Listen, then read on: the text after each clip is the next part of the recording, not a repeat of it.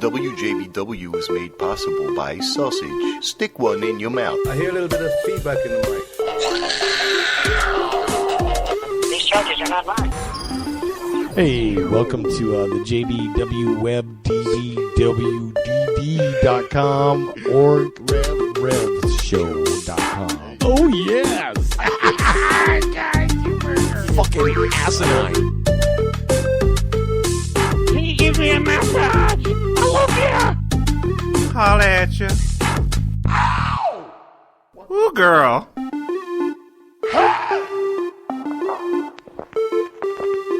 Seriously. Hello, Papa. Some shit like that. You gotta do the Rocky Mountain ride. Oh, yeah. Fuck with. Boy. And everybody get the Rocky Mountain ride.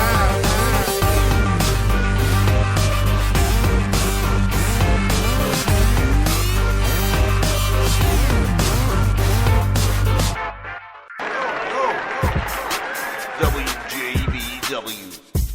You don't want to. Hola, Miss Mola. Welcome back, ladies and gentlemen.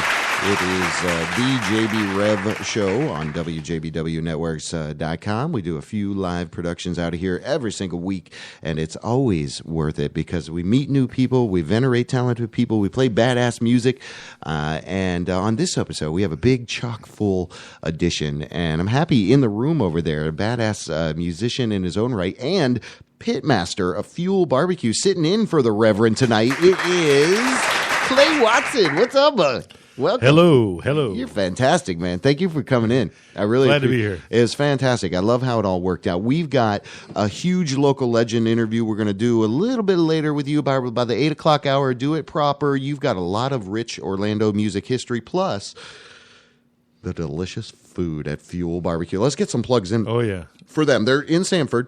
Downtown Historic You're District. the pitmaster down there. Corner of Park and 2nd. Hell yeah, and that's a great location because Sanford is getting revitalized. It's becoming, a little. People are realizing the history there, and so give us a sense about Fuel Barbecue real quick because I love me some damn barbecue, man. Well, that place looks great. Yeah, the meat is all cooked traditional barbecue style. What is traditional? Slow and low temperature. Yeah. Okay. Brisket's about 13 hours. Jeez. Just salt and pepper. That's it. Oh Nothing my God. else. And it's nice and juicy. Oh, that sounds so It's always juicy. It sounds and then so good. a pulled pork is, of course, cooked about the same amount of time. Comes out nice and tender. And it's fantastic. And then the ribs, we do our ribs sort of St. Louis style ribs. We have a competition style. Okay. Which is similar to what they do in barbecue contests. So when you bite into it, you can almost pull the meat off the bones. Almost. Just a little taut. Yeah. Like a little bit of bite back. Just a little. You've got to just aggressively. enough to stay in there. Yeah. So that's a beautiful thing. Now, that's an art form in itself. I mean, having the patience, the knowledge, looking at the cut of meat, understanding how long it's going to take at what temperature. So hats off to you for doing that. Do they have any specialty kind of dishes, anything that they say, hey, this is something that we do here to distinguish ourselves a little bit? Well, everything all the side items are made in-house from scratch. Okay. Nothing comes out of a can. Okay, that's badass. Everything's fresh. Mac and cheese, we smoke it. We use good cheese. We use Gouda. Oh, damn. Smoked Gouda? Oh, yeah. Damn. Well, the Gouda's not smoked until until you smoke it. In. Yeah. Romano, we use good cheese. Hey. And cheddar, of course. Yeah. We left out the Jack. A lot of people like to use Jack cheese, but we put the Gouda in there instead. So that sounds really good. The popular. mac and cheese, and that's a popular side, I bet. Oh, yeah. The biggest seller. Yeah. And then green beans, we sell them a little bit different. They're sweet with brown sugar and butter. Oh, damn. And bacon bits. Nice. Yeah, nice. real tasty. That's a meal right there. Yeah. And the baked beans is sort of a traditional style baked beans, a little bit of meat in there. if we have some leftover meats, we're going to throw it in the beans. Yeah, that's how you do it. And they're tasty. Big old chunks of pork. Yeah, and then we have collards. Not a lot of people have collard greens, but we try to keep them on our menu year round. That's smart. And our collard green guy has been making them in Sanford about 26 years. So, so they come from like a specialty place? No, they come fresh, and we chop them up. The actual greens. So you make them in house. Oh, he works. Yeah, we got awesome. Yeah, I got a ace in the hole. I got another pitmaster under the roof there. That's awesome. Oh, so you got some kind of support. Leroy, his name's Leroy Pendleton. Okay, I got a shout out to him because he's owned barbecue in Sanford about 25 years, so he knows what people like to taste. Yeah. He has a flavor. He's got a lot of history, and glad to have him on our team. Well, that's incredible. So when you guys kind of work together, you strategize a little bit. He's like, I know this works, and you're like, I know this works, or you work as a team to. Well, pretty much everything was implemented by me. Okay, wow, that's most of the cooking styles are more modernized. From the way he was cooking. He was cooking more of a old-fashioned style where you have an open pit, direct heat with a big piece of steel over the top of the meat to hold the moisture in. Right. And you pretty much have to babysit that fire. You got to sit there the whole damn. Yeah, it's not easy. Yeah. And he's an old school guy, where all we have to do is trim the meats the way we like them, rub them down, throw them in the smoker, set the timer, throw the wood in, and then it's kind of then use a thermometer and keep monitoring it, but you're not poking the coals right all the live long day. Yeah, it's a little easier than it used to be, and it's a lot more consistent. There's a trade off, but pretty much we're trying to do a traditional style of barbecue. Yeah, and in a modern. Actually, it's sort of a retro-looking building too. Yeah. And I think your presentation is really clean. You kind of give it, minimalistic on the presentation, but the gorgeous that kind of accentuates how delicious it is. I haven't been there yet. The Reverend has been out there. Oh yeah, I think a couple times. Yeah. Where is it again for people? It's in Sanford. Yeah, downtown Sanford. We're about 6 blocks from Lake Monroe in the historic district, at the corner of 2nd Avenue and Park Avenue, or 2nd Street and Park Avenue. That's a great area too. Yeah, I mean so go check it out. The very first Fuel Barbecue. The very first, the very first, right there in Sanford. We got the man himself, the pitmaster, the only Watson. One. That's badass. Well, that's a labor of love, I'm sure, because at the end of the day, you keep going, man. I keep making stuff and people keep eating it. It's a winning formula. Yeah, it's hard. I don't know why people like it so much. Don't mess with that. Like it. Just don't mess with it. Well, you rock, buddy. Thanks for giving us a little insight into Fuel Barbecue. Go check it out. Anybody walks in there and says WJBW, what do you give them anything special? I'll give them something special. Sure. Okay, ask for the WJBW. I'll give them the best barbecue they ever had. There you go. That was awesome. And unlimited refills on their sodas. Oh, there you go. That's something. Just drop the WJBW or JB Rev show. There you go. Ask for Clay. Out there at Fuel Barbecue in Sanford. Yeah. Fuel Q. Yeah. You can friend us on Facebook if you want. Facebook, their Twitter out there. Go check them out and follow them. This show format, normally Jerry and I banter a little bit. We do a little bit of talking. So I thought let's kind of concentrate on stuff that not a lot of people are talking about for this kind of opening session. And, we've got a call here at about 7:30 or so maybe. But what I want to do, again, is make sure that we're creating a forum where people can talk and say things that they normally, their voice wouldn't be heard elsewhere or what have you. And I think it's important when not a lot of people are covering this whole thing in Standing Rock, North Dakota. There's a lot of important underlying things that are happening out there. Oh yeah. It's the very essence of kind of our sensibility of entitlement in coming to this country as Americans. Back in the hundreds of years ago, we came here and it's everything. Look how mad, like it never existed before, and now that we're here, it exists. So for me, when we're talking about a pipeline going through sacred ground, now again, it's already been very difficult for Native Americans to feel the love. I would say, right? It's fucking difficult, right? It's very because you turn around here, you got a sports team icon. It's just not. You don't really feel it, in our whole existence. So that's why I think it's important to say what they're doing out there and the solidarity and the unity that they're showing the world. is an amazing, beautiful thing that if you don't nurture and take care of that, it goes away forever. So what are your, I know you're not Maury Schaefer over there. Brian Williams. I was there at Standing Rock. Here I am at Standing Rock. I'm Brian Williams. I'm here. I'm there right now. Yeah, I was there with the dogs. It was flying the airplane.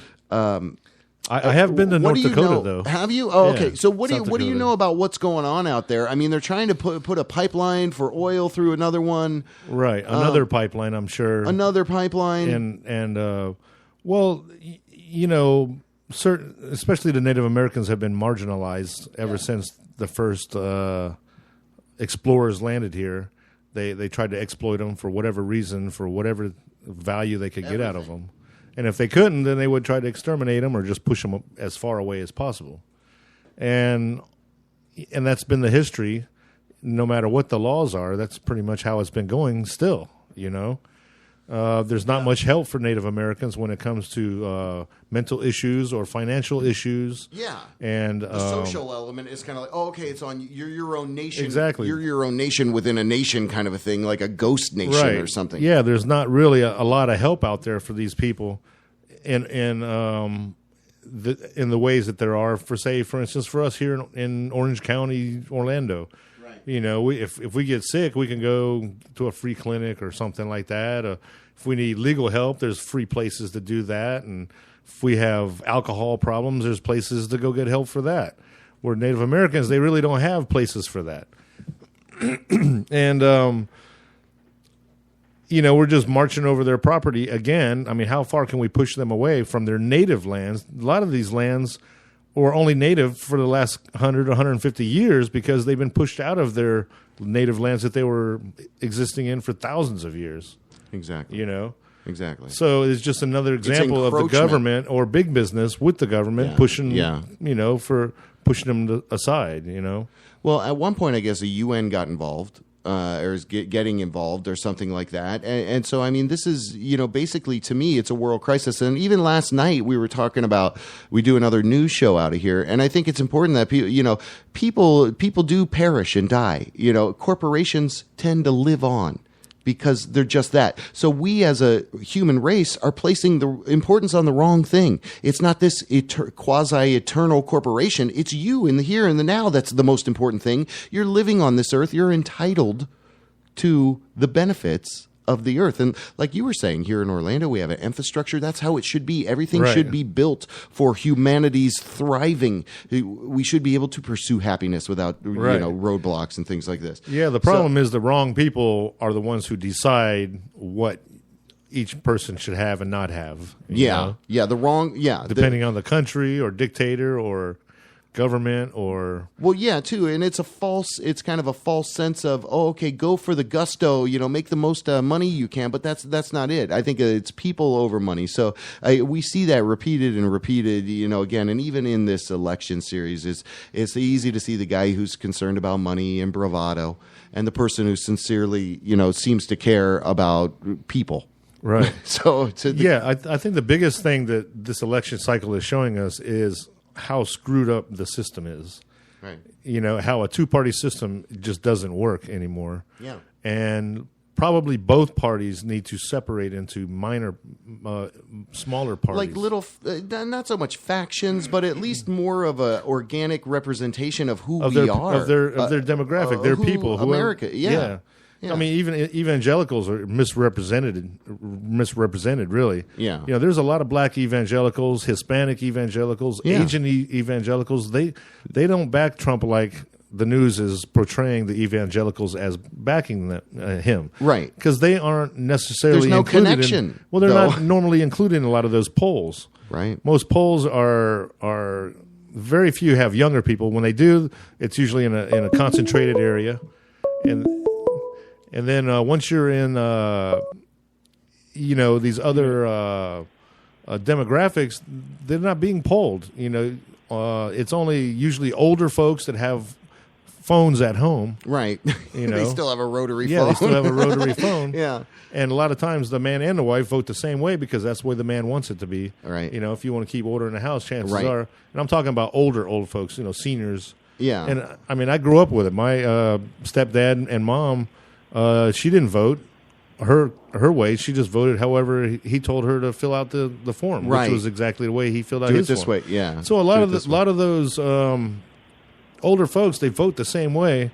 So you're getting 2 votes out of one place instead of where younger married folks, I'd say in their 40s and 30s possibly, and maybe 50s. Yeah. They're independent thinkers now a little bit when it comes to politics, and they will vote different. They're kind of vote what they feel. Yeah, like, Yeah. hey, I'm going to do this. This is better for me. Yeah, they might care a little bit more to actually vote, Exactly. Oh, we had a call there. He dropped off. I don't know. We'll get him back. Oh, shoot. But here we go. Maybe that's a good segue to play this little video here. I found this little video, and, for God's sakes, buddy, a mutual friend of Joseph Martin's out there in Alaska, yeah. and he's made a Jesse. good point that I post something that's innocuous and I get all these likes, and then I post something that's important like the Standing Rock thing, and nobody does anything. Mm-hmm. And that's kind of we get in this atrophy, we get in this cycle of apathy where we're like, afraid, is it going to offend somebody if I speak my mind?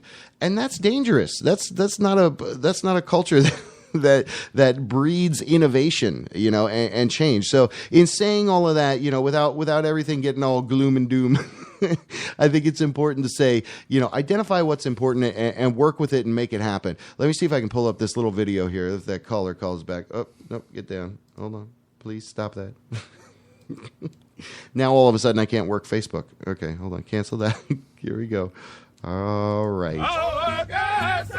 There's a video. Dozens of tribes have joined the camps against the Dakota pipeline.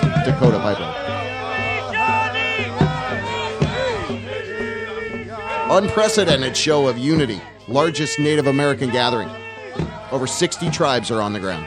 Well, it's not just Native Americans; it's regular Americans of all nationalities. Yeah, a lot of white folks, a lot of Latino folks, and Asian folks because they feel the pain too. Yeah, yeah.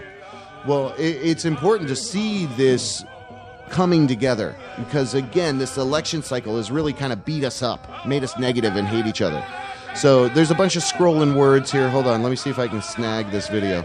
I thought there'd be more words in there. Hold on. It just sounds like I'm playing Indian background. Wow. That's some powerful stuff. Shawnee. We still need people to call our representatives wherever you are at. We want you to start flooding the phones wherever you are at. These are all unresolved issues within the United States and how they managed us and how the genocide took place for the past 200 years. Oil, leave it in the soil. Can't drink oil, keep it in the soil. Keep it in the soil.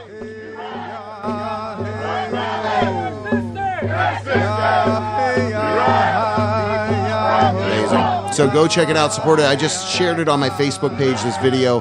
Go like this page. I like it. Yeah, I think part of the story is they've actually found petroleum or gas on the sacred lands, and they're going to attempt to pump it out, and not like pump it out from there in a yeah, they don't have to drill directly down anymore. They can go straight down going into in. the side. Oh yeah, doing the side yeah, move. They don't and have they're getting exactly despicable. And probably not give any of the money to the Shawnee, know, and then create all kinds of other issues because of that, And it's just another example. If we have a chance as a nation, as a country, to make things right, like with slavery, like with the laundry list of things that are deplorable. Right. Sorry, Trump. Right. It's deplorable. The history. You don't look back at Pride and say, oh, look at all this injustice that we created and think it's fan-frickin-tastic. You got to take a stand and make a move. So proud to always shine a light and talk about that.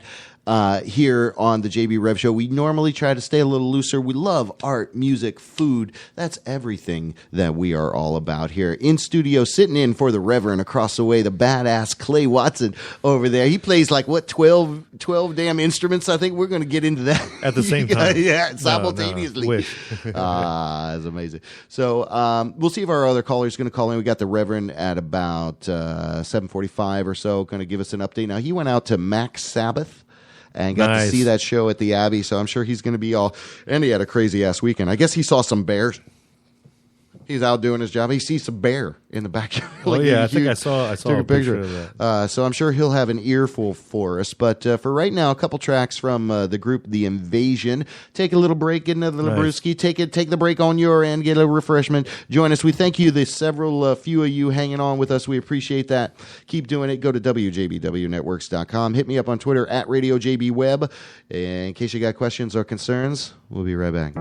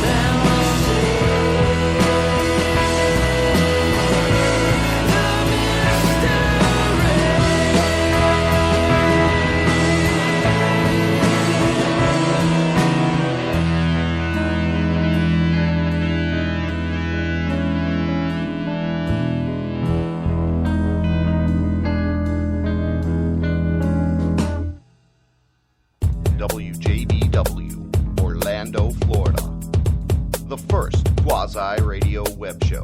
Wow. Yeah. Oh, yes, WJBWnetworks.com. That's the primary site. In studio on the JB Rev Show with Mr. Clay Watson across the way. Huge props to you for coming in and sitting in for the Reverend. The Reverend is probably going to call us a little later, but we had a call. Yeah, you rock, buddy. Thank you. We had a call, kind of a surprise call in here, and I want to welcome you to WJBW. Thanks for calling in, caller. How the hell are you? Who are you? Who does be, if you want to be? I'm doing pretty good, thank you. How are you? Okay. I'm doing fine. Are you Southern or what's your name? Yeah, I used to live in the north. What? But hey, I ain't no preacher either. Okay. How far north did you live? What? Yeah, north of the Alabama River. Ain't there no such thing or something? Yeah, you did. Okay. So, what are you getting into? Are you listening to the show? I'm tired of this election thing. Okay. I think everybody's it really tired. Bothers me. It's like my mom. I said, I hate them, Mama. They just make me so mad. Okay. You hate them. You hate the people running for president? I hate them because I'm from Alabama and I hate them, Mama. Wow. I don't think you're alone. Wow. Okay. I know. I don't think you're alone. I got a lot of kind of different voices here in the apartment. What's your here name? Where I live. Hey, how you doing? Hey, you know who this is? You can call me Willie. It sounds like a creepy old white guy, but no, it doesn't really. No, it doesn't. No. Okay. I got a pole in my bedroom. Oh, it's Tricky Dick. Yeah, and I got Slick nobody Willie coming over. I know what. What? Turn to the right. Turn to the left. Shot Sounds like Richard. What's that? Hey, I don't know who that was. Honestly, I don't know who that was. Get out of here. Oh my God! How many people are there, Mr. Clinton, President Clinton? Are you excited to be the first lady man in the office? You are. You're practicing now. It sounds like kind of like a Billary, some lady man. Billary. Yeah, you better believe it. We got Mr. Haney over here from Tennessee. What? He's like a watchdog for great values of let's talk to him. Hold on, let me get that'd Mr. be Haney. great. That'd be wonderful. Mr. Haney. Yeah, Mr. Haney. What? Oh. He's coming to the phone. Hold on. Okay, thank you, Mr. President Clinton. Hey, this is Mr. Haney. Oh, Mr. Haney. Hello. Not a lot of people. From Green Acres. You are. People remember that. Yeah. I think maybe they're 90 years old now. Yeah, the only people that know. How's Orville? Yeah. Oh, he knows. Yeah. Hold on. Oh, my God. Was that Okay. me? Okay, so I got something to sell you. Yes. You got some. What is it, I wonder? I get all kinds of deals, but I got a new bicycle for $1,000. Okay. That's all it is. And you get a money-back guarantee if you buy my money bicycle. back? What? A money back guarantee? What's? Oh, hold on. There's somebody else wants to talk to you. Damn it. I told you not to. What? Hold on. What? Hello? Hello? Hello? Who's this? I sell propane oh my God. and propane accessories. Okay. That's all right. So King of the Hill. Thank you. Now, no. Yeah, hey, it's me back again. How you doing? You the Alabama guy? Wait. Cletus. Who are you? Cletus, What is me. your name? Oh my God. Cletus, not Poot. Okay. All right, sir. Well, do you have anything else to add? Yes, I got a bird. Hold on. Okay. Wow. And yellow. Yep. And I got a dog. Ruff, ruff, ruff. Do you listen to the show? Wait a minute. Let me do it again. Ruff, ruff, ruff, ruff, ruff. Oh, you gotta wow. admit. Okay. You gotta admit. That was great. Thank you so much, random caller Cletus. I guess his name is Cletus. He's still going. I think he's going to keep going after we hang up. That was fantastic. Thank you so much. I don't think Cletus needs friends. What, this interview's over? I guess so. I mean, you just took us in a circle. You told us your name, but we don't believe it. Well, I don't know. I mean, gee whiz. Okay. Wait. You know any songs to sing? Yeah. Do you still hate them? Songs? Yeah. I got some songs here. Living in Tennessee, we got all kinds of good times in the mountains. We ain't got nothing to say to our relatives because we have children of them. What? What do you have this hostility against Southern people? I don't know. Like? Okay, well, we're going to have to... What? Are you... What? Okay, did you vote? Are you voting? Are you a serious adult over there? Yeah, I'm voting for John Wayne. Okay, we're going to have to let you go. John Wayne Gacy? All right, you've been fantastic. Thank you for calling in. Good Lord, it's been great calling in. Yeah. I love you guys. Well, I want to hear you all the time. And okay. Thank you so much for taking my call, listening to and all the people in the... You... Hey, tell them I said goodbye. Oh, all right, I want to Bill Clinton. All right. All right, so you take care now. Thank you. Thank you, caller. Unknown Cletus caller. That's fantastic. Wonderful. I gotta go. Have a good night. Be safe. Thank you. Yes, sir. Remarkable. There you go. Thanks for doing that. All right. The guy didn't even sound legitimate on the at all. There you go. Okay, so what are we going to do? We're closing up on the 8 o'clock hour. We want to schedule some time and get into a proper local legend segment. Okay, not now. You just say no? No, stupid intern. He's so stupid. All right. What do you want to do? Let's go back to a little bit more music and we'll come back. I think that call kind of washed everything I had in my mind away from me. Well, Nancy and I. Oh, he was doing everything. He was the king of the hill. I was hoping he'd do Hillary. Hillary's like the tough one to do. That seems like it's going to be hard. But the Kate McKinnon from SNL's got that locked down. She'll be the first. Yeah, it's probably easier for a president. woman, but I want to hear a man do it. You Chris Rock or something, Oh, okay. Or he's not ready yet. No. Maybe Bobcat can do. Yeah, whatever happened to him? He kind of dropped off the face of the earth. They're an endangered species now, I guess. Yeah. Well, Michael Winslow is supposed to live around here, too, right? Oh, yeah. Yeah, Tuscaloosa up in that area, I think. Yeah, I think I'm Facebook friends with his sister. Yeah, we tried to get him for an interview one time, and so maybe we should try again. He's in and out. He's a legendary cat, but yeah, he seems like every interview kind of is all on all the time, and it's hard. But you'll see him downtown sometimes walking around, hanging out. Orlando is a cool place. You'll see lots of cool people around here because it is nondescript like that. You can walk around and be a badass and nobody fuck with you. Yeah, somebody will just think you look like somebody. Yeah. Like, is that him? No, he can't be. Yeah, everybody confuses me for for Pat Morita, from Karate Kid. I'm glad you said that. I was walking the Tanquerays with my trombone, Oh, you are the wise badass. And this guy with no shoes on comes across Pine Street. Hey, Mr. Miyagi. Wow. Give me $1. Didn't he die? Yeah. Okay, then that's not even funny. How did they not know? I think he was buried in his birthplace, Mendocino County, north of San Francisco. Yeah. Oh. Yeah. Well, he's the first generation. That was something. I think he's the first generation That American. said a lot. Is it? Well, that said a lot about our culture, that mean, tough guy, bully guy, and Ralph Macchio. The underdog. Oh, yeah. That was a great story. Yeah. Anyway, WJBWnetworks.com. We're just rambling like the mic's not even on. We're just doing. Oh, here comes the Reverend. Oh, he's always messing things up. Hello, welcome to WJBW. Who does be? Oh, man, this is the Reverend, bro. Yeah. What's up, buddy? Thank you. How the hell you doing? What's up, man? Hey, man. Hey, buddy. What's happening? So yeah. What's going on, Clay? Keeping your seat warm. All right. I'm glad you're there, brother. Sorry, I'm not. I'm just, You feeling okay? You feeling all right? Rough night last night. Yeah. How was the show? Did you have it your way? Dude, I totally had it my way. It was great. It was really good times. That Max Sabbath, man, they're talented. Jim, here I got something for you. Yeah. What was that? Those are you. You don't know what that is anymore. No. Jim was in here a couple weeks ago, gave away some tickets to Max Sabbath. Of course, the Reverend got to go out there. That's a couple of choice listeners as well. Give us the review. Saw Robert English. Yeah, give us Greg Hayden. There you go. They were the ticket winners. Yeah.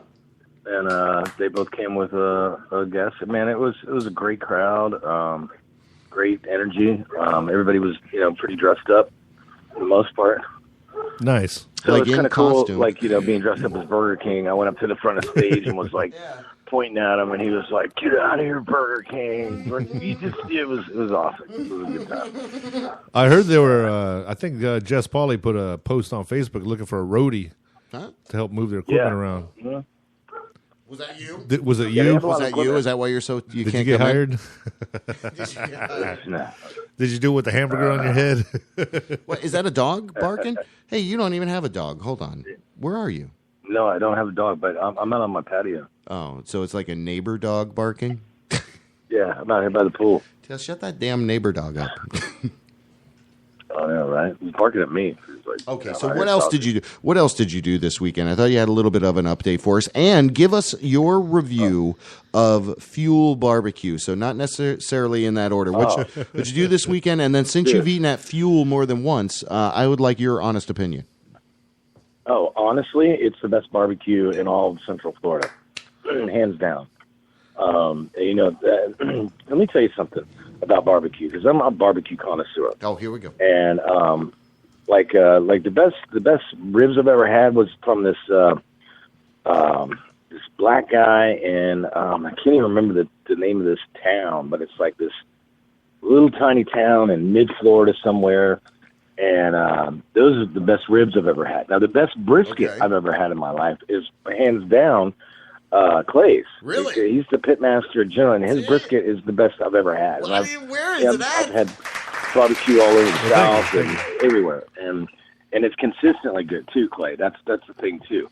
I mean, it's just that's the hard part. They cut it right for you, and you can tell them what pieces you want, and it's just so. It's like meat candy. Yeah, is what it is. Oh yeah, It's awesome. Well, it's all must be like in the secret of the resting and the keeping it at so it doesn't get dried out. It's all about the master pit and the pit master and how he cooks it and how he loves it while it's in the oven. Okay, that sounds weird. Clay's got that down. Last year it was Clay's 50th birthday party, and he cooked up some brisket. And actually, those ribs were amazing as well. They're pretty Clay is just the man when it comes to. I mean, he's amazingly talented with his trombone. You got his meat in your mouth. Come on, you're all slobbering all over him from there. I don't know how you're doing it. You're going all goo for gaga.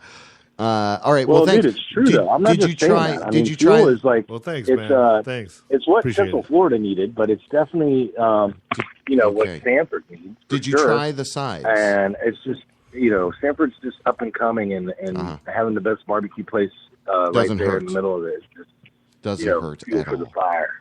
I hear you. Did you have any of the sides? I'm interested to see if you were able to test some side action. Did you get some side action? Any sides at Fuel? Yeah, dude. What'd you have? Collard greens are amazing. Collard greens, okay. Fried okra is Ooh, just right. You didn't mention that. Right. I mean, really good. The sides are mashed potato. Everything's good there. I just prefer, whenever I go to a barbecue place, I always like the brisket. I'll tell you, some place that's kind of relatively close, and not to, but that I used to go to before Fuel came along, and I think there's two of them.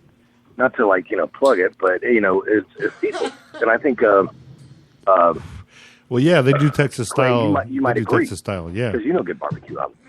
So. Yeah. But yeah, if I'm going to go out for barbecue anywhere in Central Florida, it's definitely Fuel. Well, brisket is more of a west, southwest, or Texas, Oklahoma, Kansas City thing. Like a lot of Georgia, you can't even get brisket, or North Carolina, South Carolina. They just don't cook it, or don't have a lot of people asking for it. Where it's all about the pork, all about the swine. Yes, man. But Florida is sort of.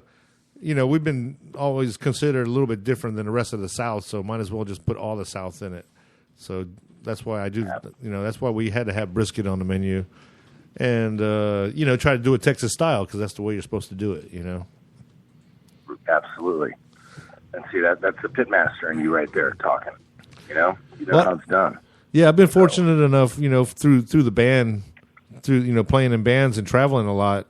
And other guys in the band being barbecue connoisseurs, we would stop at every hole-in-the-wall joint we could find, And back then, everybody in the band were carnivores. Where it's a little different. Nobody now. was a vegan, vegetarian. Now, now you never the know. 2.0 version of bands is all a little bit different.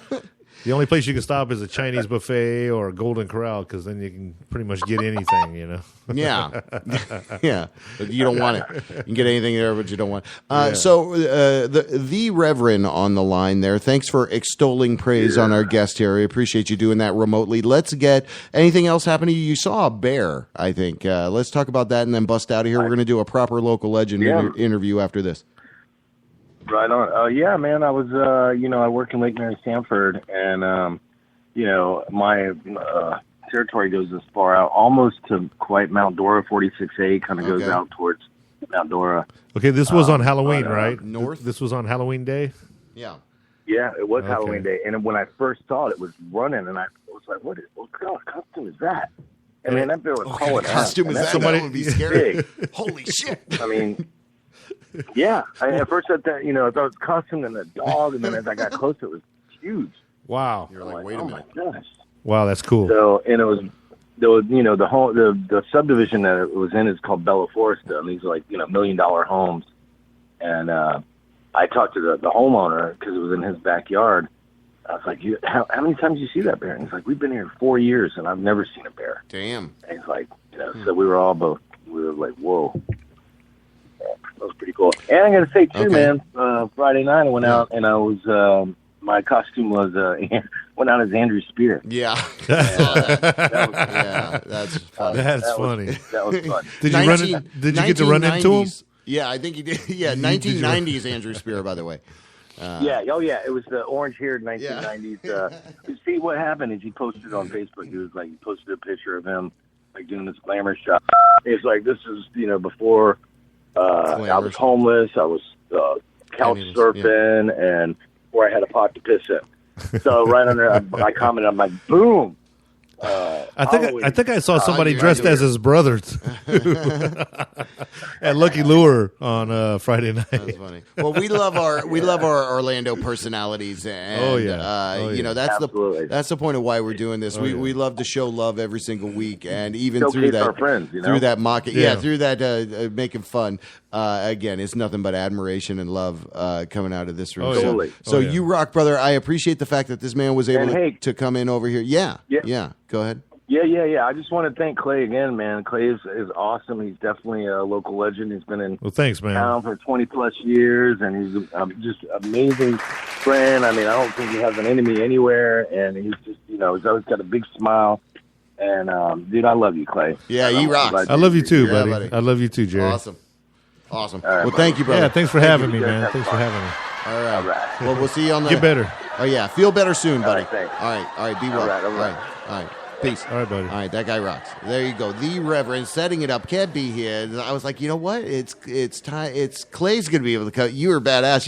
You subbed into the show like you sub into a lot of the bands. You just jumped right in. Yeah, I love sure, you. sure. You're fantastic. All right, so let's play a little bit of music. We'll come back. We'll do a proper local legend interview. Get ourselves kind of all connected here. I hope they get here soon. The second track of from The Invasion. Dig it. We'll be right back.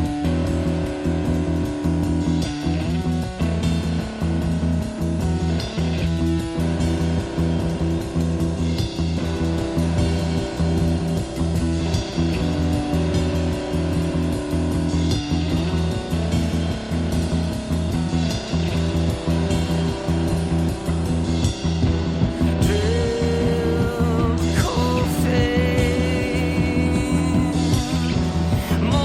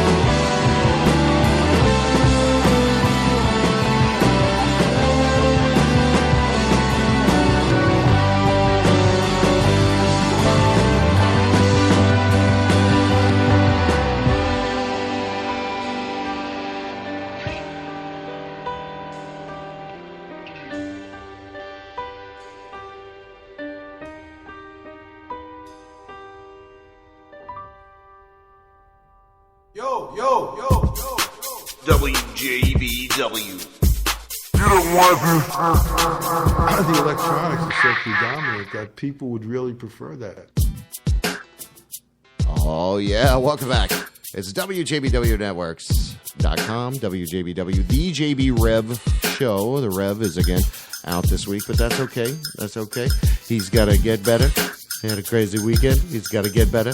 In studio with us, it is legendary cat, some real deep musical roots, especially here in Orlando, played with legendary bands. We're going to dive into a proper local legend segment here with Clay Watson, so hang tight, man.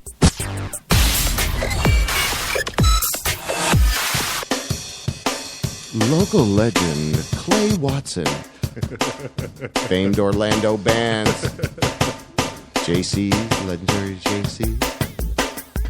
Played with tons of bands that have come through here. Riddlers, Black Cats, Bottle Rockets, Us Funk Us. A lot of huge collaborator. Jumps in a lot of sessions, does a lot of recordings, really is the man kind of behind the scenes, and that's exactly why he deserves the local legend credit. Definitely meets the criteria. 20-plus years dedicated to churning the scene forward, and that's what we're all about. So huge thanks to you, brother. Thank you so much for being able to come in studio. We love you. It's nothing but love. Great to be here. What we love to do is kind of dive back into your musical history. Always fascinated by how people kind of first get acquainted with music in general. Now, you play a ton of different instruments, string to horn, to percussion, in some form. Washboard. Yeah. So in saying all of that, I'm interested to learn a little bit about your background and kind of how you kind of got acquainted with music. What was your first foray? Was it something where you said, "Hey, I love this," or "This is my new friend," in a sense? Or give us some history. I'd love to hear that. Well, I guess I sort of came from a musical family, but I didn't know it really. Okay. My mom played harmonica, and she was really, really good at it. She played like traditional standards. Oh, that's and hard. She could play the melody and the rhythm at the same time. Wow. And like Auld Lang Syne and that's difficult. Yeah, she was. It was amazing. I actually got to play with her last couple of years of her life.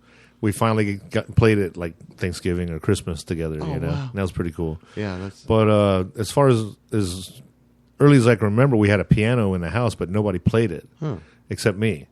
Okay. And I'm just hitting one or two keys at the same time, trying to just make noise. Eke something out. Yeah, so I never really learned how to play it. But then when I was about 8, I took a music aptitude test in elementary school at Chickasaw Elementary in East Orlando. Wow. Yeah, I moved to Orlando right before first grade, or right during first grade, from Georgia. Wow. Albany, Georgia. My dad was in the Navy, and we traveled a lot. No, I was born in Okinawa. You were born in Japan? I was born at Camp Henson Marine Base. In Kinson, Okinawa. Yeah. And then you came over here. So technically, I can run for president. Okay. Yeah. See, I was American born abroad. Yeah. It was on American soil. Yeah. I'm not an immigrant. I am. Yeah. Okay. Yeah. My dad's from Wyoming, and my grandparents are from Arkansas. They moved out to Wyoming in the 40s, and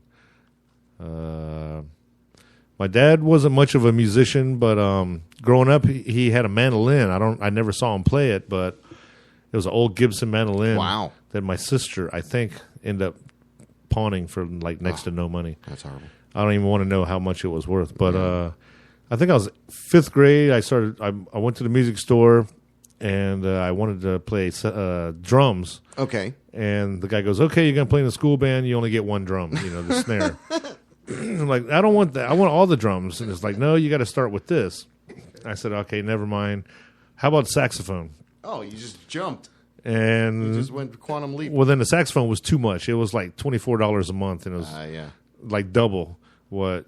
So then I figured trumpet was my third choice. So I took to trumpet. $12 a month, I could afford that. cutting grass from newspapers. Yeah.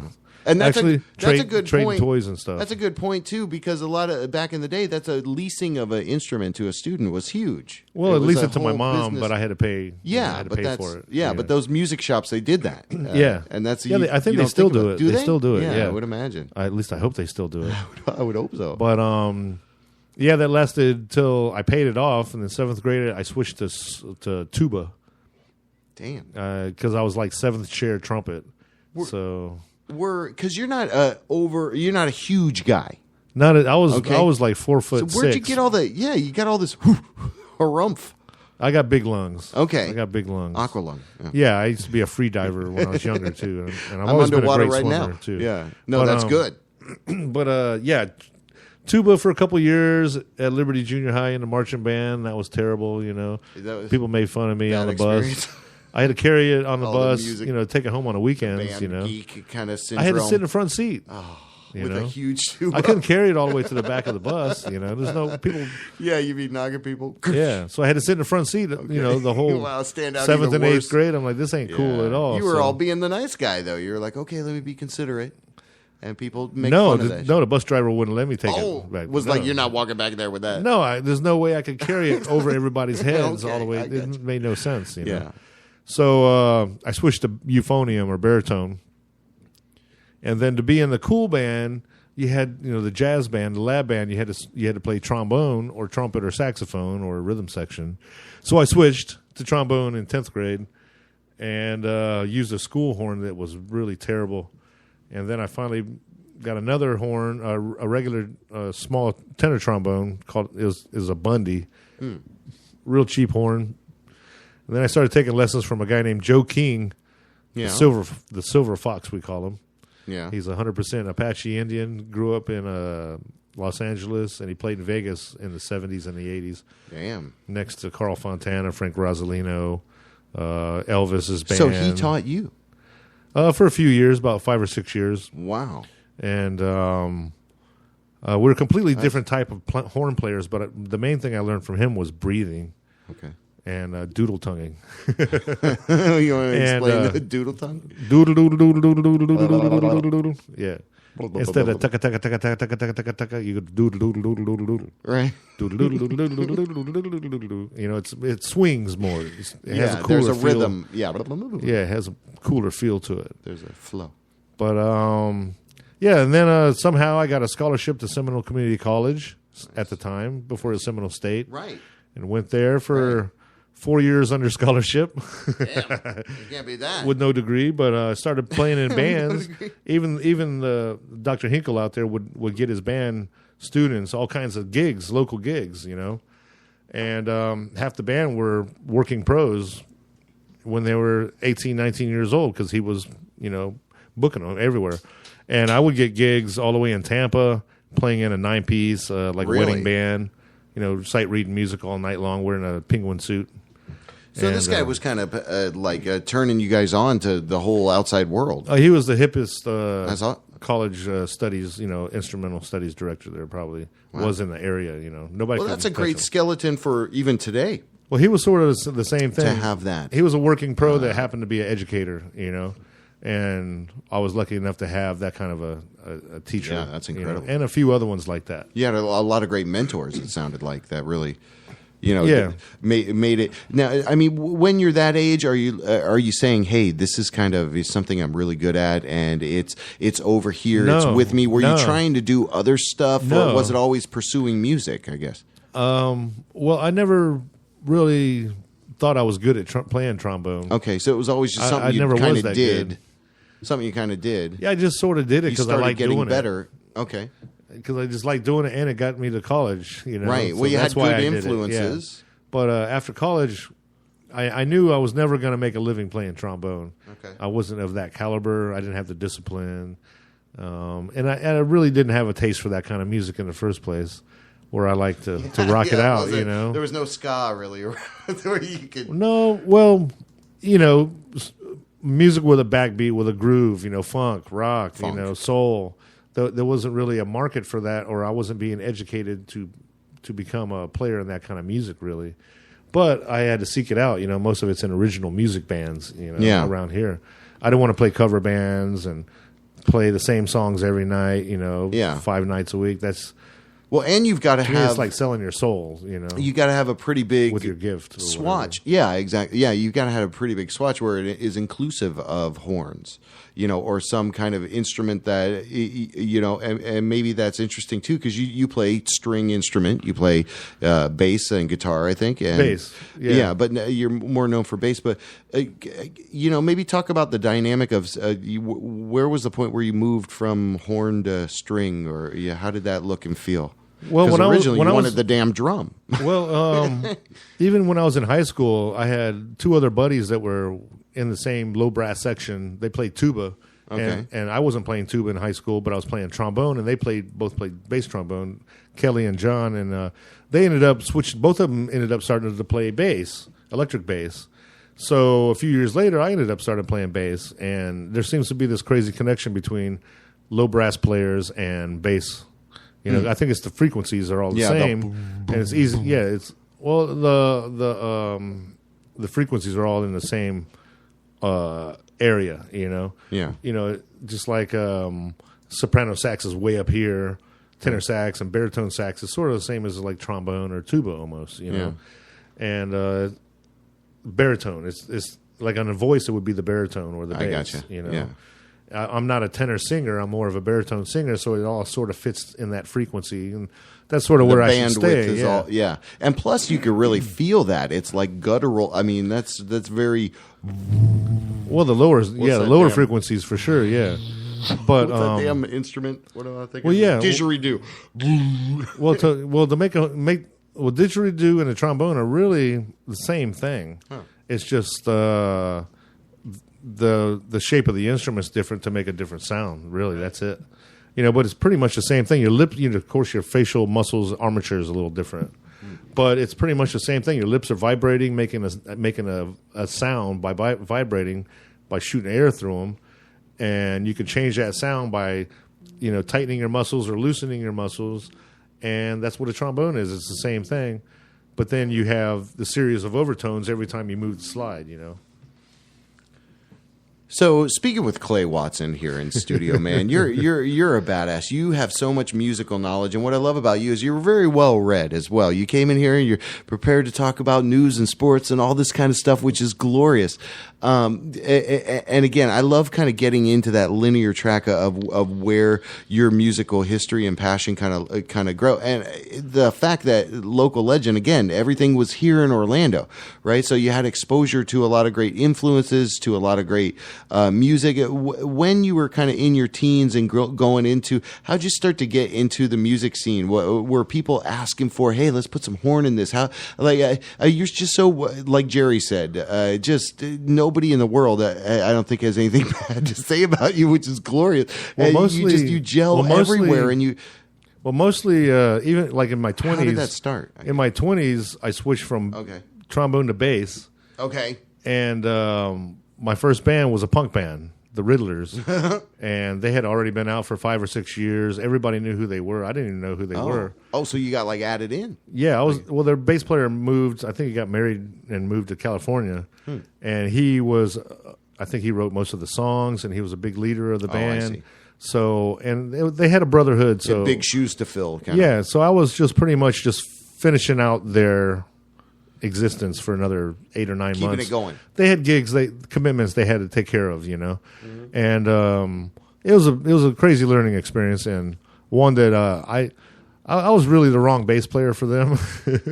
At the end of the day, but yeah, that doesn't matter. You needed but they needed somebody, hungry. You were hungry, and you're very affable. You're very easy. It seems to work with. You can make awesome stuff happen. So you were the right. You were the right. You got it. You did it.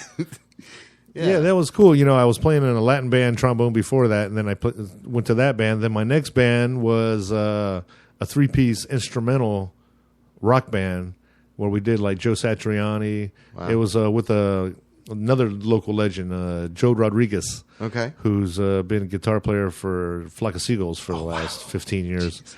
Yeah, he's a Filipino guy. Right? He looks like he'd be my brother. Here? Really? Long hair. He lives around here? Oh, yeah. Really? Oh, yeah. Oh, wow. And I think he's still playing with Flock of Seagulls. But like in the old days, Jam Magazine, it was either Jam Magazine, like Bobby Cobley or Angelo Giannotti would be Guitar Player of the Year, and Joe Rodriguez would come in second or third behind those guys every single time. Bobby. He's great, and that's I made like $90 in a year playing with him, So I figured, okay, it's time to get out of the instrumental Christian rock bands. I didn't even know we were a Christian rock band. We're an instrumental band, and I played another band before that called Groove or Die. I don't want to talk about that one. That was pretty bad. GOD acronym. So Oh, I see. It was an industrial band. Interesting. Like some of the players were really good, spiritual. But we just didn't have all the pieces right there, and like we had a song called "I Want to Die," So I figured maybe we're going down the wrong path. But at the time, bands like Ministry, and you got to express yourself, and that whole fusion move from not necessarily move, but the electronic music was much more, ubiquitous, and people were able to express themselves with it. And actually.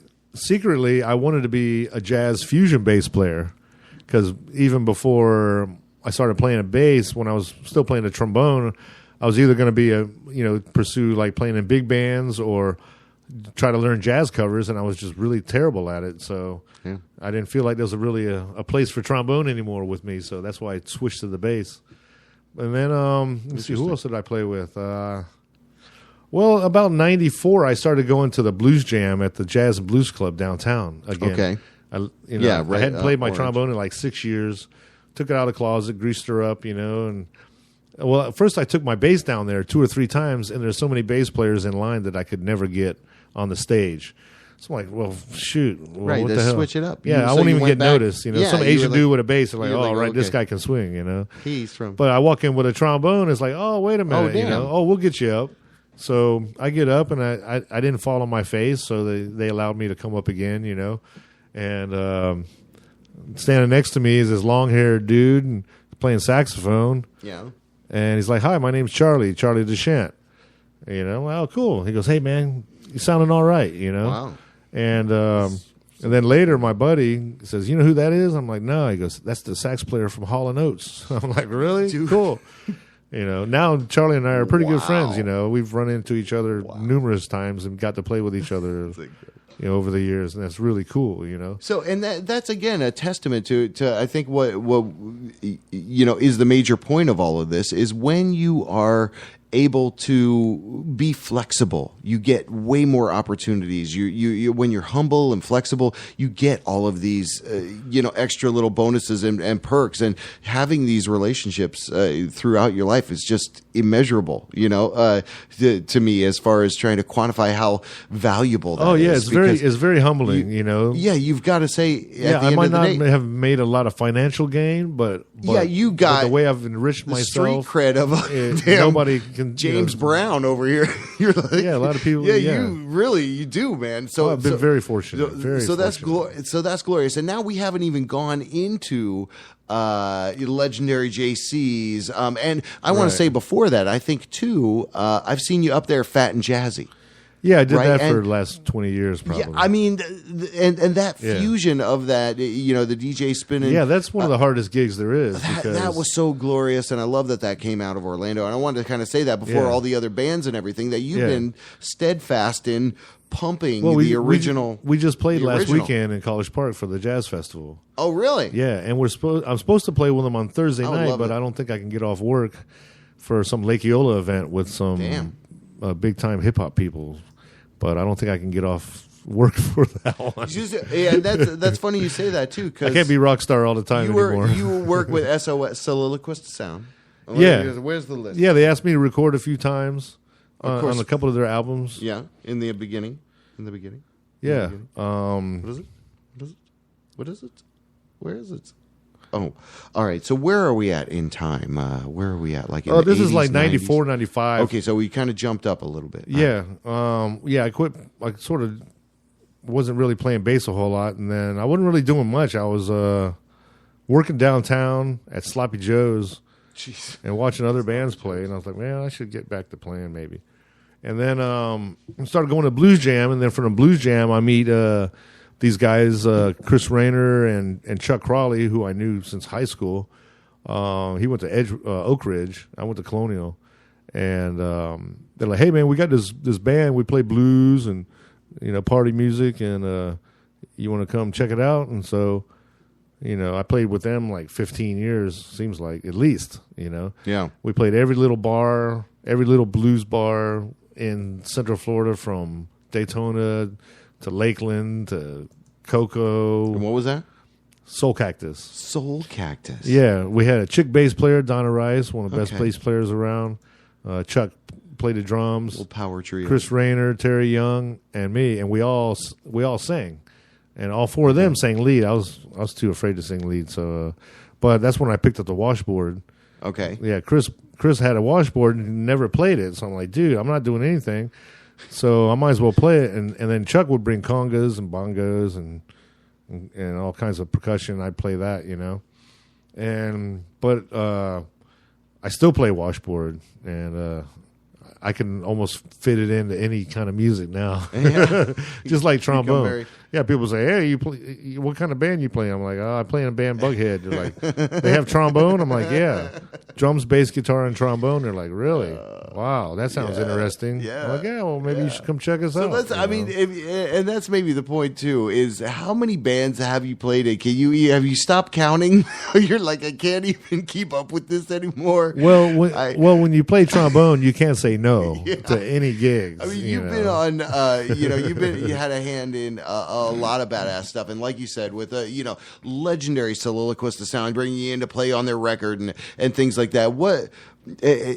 Go give us a kind of a list of everything, and then I want you to kind of give us a badass story that may have come I've been lucky through that. enough to sit in with so many incredible bands when it comes to like going to festivals and stuff. Yeah, like Dumpster Funk. I recorded with Mofro. Yeah, but I've got to play with the Lee Boys numerous times. And one year we did the Everyone Orchestra. It was like 20 of the best players at the festival. And I don't know why I was up there, but because I played trombone, Do you know the Spyro Gyro guys? Which one? Spyro Gyro? I don't know. I don't know that name. Spyro Gyro is sort of that was sort of one of the first bands that started. More plastic than you. They were one of the first smooth jazz bands that really ruined jazz. Okay, so I went down a dark alley. Weather Report, on the other hand, people should have followed Weather Report because that's the way jazz should have went.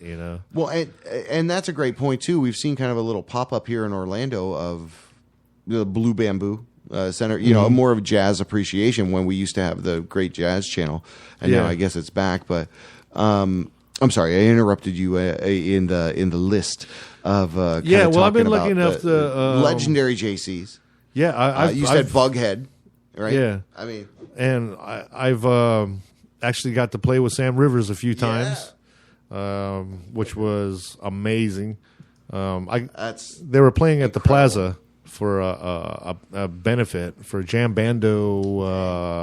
I can't remember the name of it, but he was the headliner, and the JCs were driving back home from like Virginia, and we knew that if we drove straight after the show, that we could make it in time to see Sam Rivers play. Well, we made it by like a half an hour to go, and I've been driving for 14 hours, and. A buddy of mine, Lance Williams, walks by and goes, "Hey, man, Sam needs you." I'm like, "What? What are you talking about?" And then Chris Charles is one of his sax players. He's like, "Yeah, man, go get your horn." I'm like, "What? Are you serious?" Wow. So the whole band is out there on the stage at the Plaza, even Sam, and they all have matching black shirts on. And Sam has a blue shirt on. And I come walking out of the back, and I just happen to have a blue shirt on. Wow, you're matching? Yeah. And then I walk over to the three trombones, Steve Smith, or three chairs and two guys. Dave Sheffield, I've known since high school, and Steve Smith, incredible trombone player. Play with Dorsey Band, play with all kinds of people. And I walk over to go, "Hey, man, I'll play the second or third book." And Steve goes, "I got the third book." And I look at Dave, and Dave goes, "I got the second." I'm like, "Come on, you guys, man. I can't play the lead book, man. Come on." And Dave, like, regrettably goes, "All right, here, you play the second book. I'll play the lead book." And then he looks at me and goes, "But you got the first solo." Wow. 16 bars into the first tune is the second trombone solo. And you got to go I got hard. Yeah. And all it says But is not C, give it- C11, C13, I think is what it said. And then it said 16 bars, you know. Damn. But the first 16 bars was rest. So the band comes out, ba ba ba ba ba da, ba ba da, ba ba da. And, you know, I didn't look at the time signature. It said, I think it said 2-4 or 1-2, or it was 2 beats per measure, and eighth note gets the beat, so it's 2-8, 2-8. Okay. So I'm counting 4, 1, 2, 3, 4 instead of 1, 2, 1, 2. So I'm like at 11 or 12, and I should already be solo. And Dave goes, "It's your solo." I'm like, oh, shit. So I grab my horn and I go, burr, burr, burr, burr, and my solo's over, just like that. And then I just read the rest of the tune, mostly try to just follow them by ear, because it was the first time trying to read his rhythms in 2 with all eighth notes, tied eighth notes, and dotted and some tricky business. I mean, it's a lot of flags, you know. And I only had to play one tune, and then the trombone player that was booked for the gig, the lead guy, showed up with a black shirt. So I walked off the stage and I'm like, oh my God, that's the worst experience of my life. But then he used to have rehearsals over at Chris Charles' studio off of Fairbanks and Formosa. Yeah. And I would just go down there and listen. And Ralph was recording and stuff. And what was that place called? Castle Door. Like a package. Castle Door Studios. Studios. Like a package store, some kind of package, like a liquor store after that? What am I No, that's FBI. Oh, that's what I'm thinking. Okay, yeah. Yeah, that was around the corner. That just was right up the down the that was road. like at the end of the block Okay. and around the corner, Right, yeah. Yeah. No, it was sort of a warehouse area. And Sam needed a place to rehearse, and so I would just go down there and just check it out every week. And if the tuba player was missing or a trombone player was missing, you were available. Sam was like, "Clay, you got your horn?" I'm like, "No, sir, I got it down." "Where's your horn at? Go get your horn. I need you. Come on, go get your horn." You know, so I go get my horn, ride my bike fast as I can around the block, grab my horn, and then got to actually read some charts with them. You know. That's incredible, it was pretty cool, man. Well, that's again the wellspring of talent that was right here in Orlando. Just Sam Rivers alone. That band's full of monsters. Just those guys travel the world. Yeah, it was just incredible. I mean, and that's again, not to even try to make it to tie into what we were talking about earlier with Standing Rock, but that's what's beautiful about Orlando is the unity here of musicians and the community and the unity. He was actually a big fan of music too. I would see him out at the bars. I see him at Fat and Jazzy's peeking his head through the doorway all the time, you know. And he would peek his head into other places. He'd just walk in his jogging suit, hang out for a song, and leave, you know. Yeah, just checking it out. And it was just so cool. He was so laid back. He was so cool. Oh, yeah. Yeah. And I've never met him formally, but I brushed through areas he was. And that's how, he was a very available in the Orlando culture at the right time. Yeah, he had a very low-key personality, but his wife had the out person. She was amazing. Extroverted. She was amazing. Really. Oh yeah, she was the one that you wanted to hang out with, really, because she was just a character, you know. Oh yeah, I got to hang out with her a couple of times. Oh my god, we like to rock the party. miss both of them so much. Well, we're speaking with Clay Watson, man. We're doing a little kind of memory lane, which is fantastic because again, Orlando is just a beautiful place to be, and I want to thank you, man, for being able to come in here now. The big thing again that we like to do with people is make sure that we praise, give you the right amount of praise, but also, kind of keep a focus on what you're doing now. You're playing with big brass. Hold on, big brown bag brass band. Wow, yeah. That's a big brown bag brass band. Brass band. Yeah, brass band. Yeah. Okay, I'm getting it wrong. Yeah. We've only been around for about 2 years now. Okay, you're putting out music. You're kind of doing that now.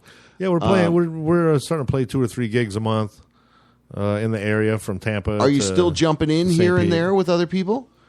When I get the opportunity. You kind of get that. Not so much as I used to. Well, I'm asking that because Beebs told us a story when we were at Maxine's. And did you hear Maxine's is moving? Yeah. Well, I played in her band for about 2 years. Yeah.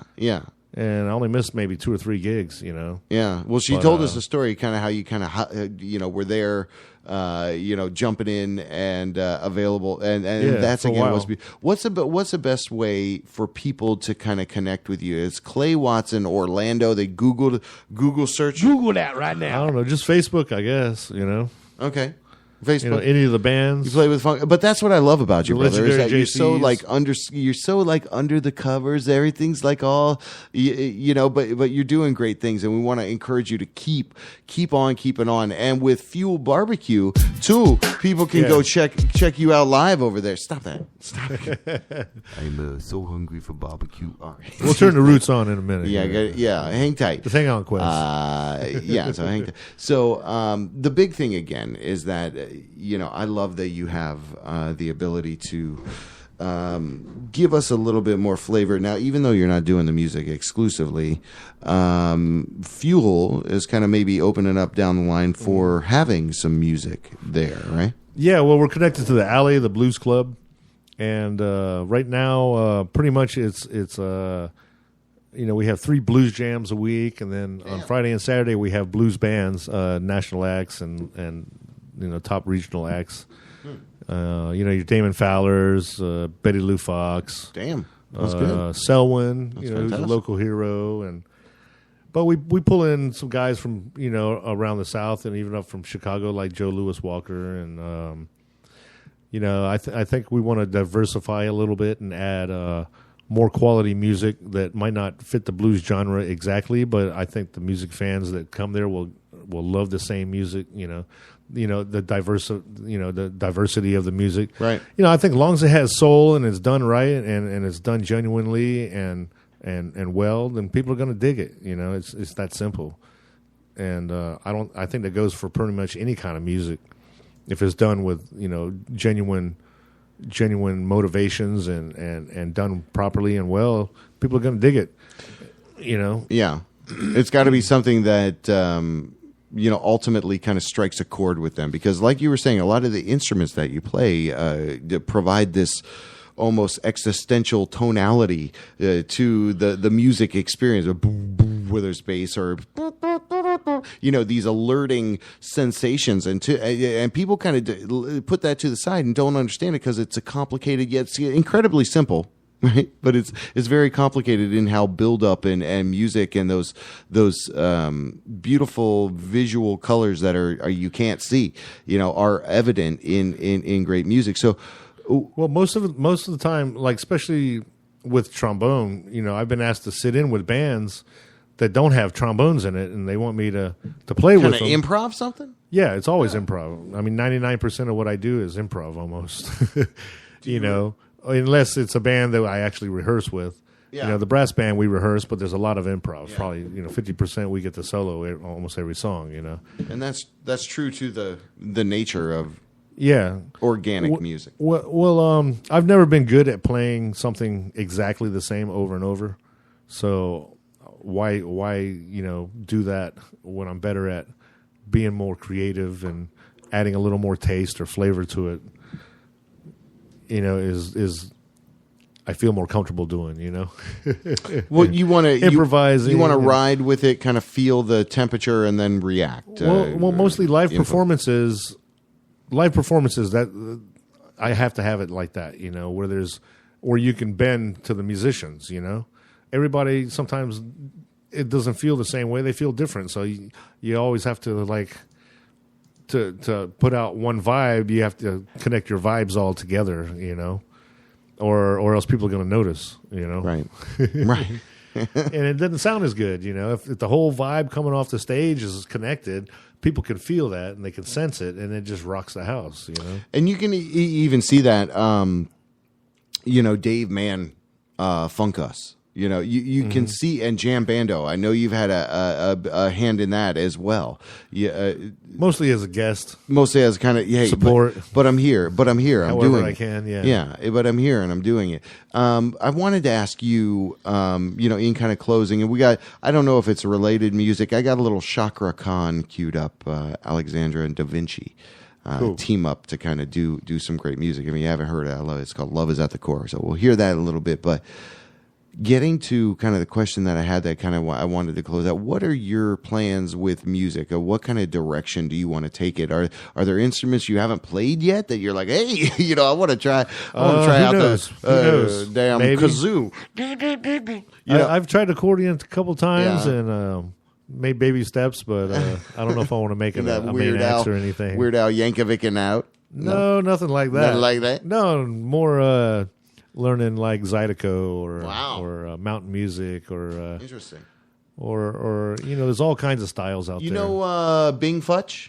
Oh yeah, yeah, we're old friends. He was in here over a year ago. Yeah, but the local legend in the house, it's Clay Watson over there, man. You rock, brother. Thank you so much. Go check him out. Day in the week down in Sanford.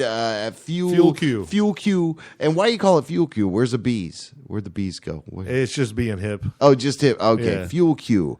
Check it out. It's in the beautiful downtown district in Sanford. It's delightful. You rock, my man. Thank you again for coming in and doing this.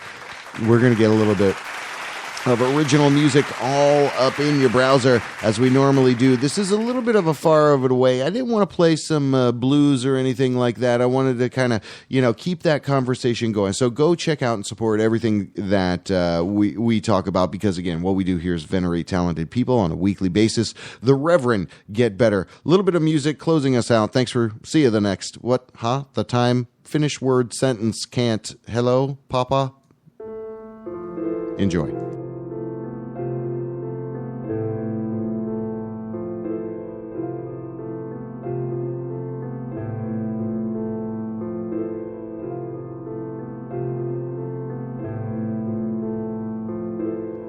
I am learning the new. I am courageously discovering me. I am only interested in genuine interaction. I am feeling peace. I am alive, and I thrive with ease. I am the creator, and I am not here to cater to you. I am here to be pleasing to me. Awakening love with every step. When I figure it out inside, then you and I can connect. And it'll be real, no cliche, no niceties. Cause if I can't be honest with you about who I am, then how are you supposed to get to know me or treat me right? I can't expect for you to read my mind with my own words I can't express. I put in work, and others who have come before me are leaving signals. All the answers have been written, we must only see. It's just one view, but hopefully you're doing the same. And we can meet at the summit, cause it's coming in and knows my name. I've been this way many, many times before. And it's about love more than anything, cause love is at the core. Love is at the Love is at the Love is at the